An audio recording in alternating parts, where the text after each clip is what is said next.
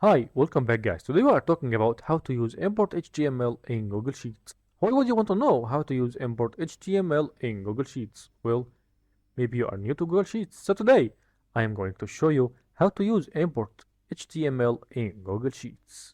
Check the video description and I will try to leave the written instructions. Okay, close this and go to insert, function, then web.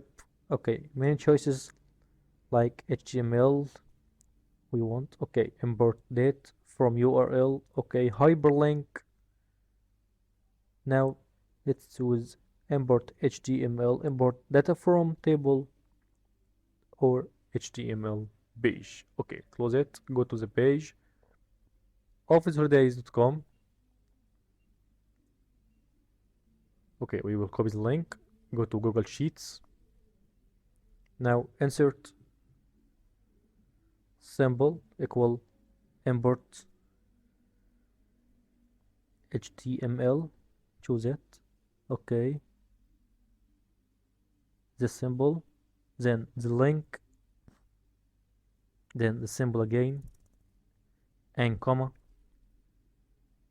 then the symbol, table that we want from the site, symbol, and comma.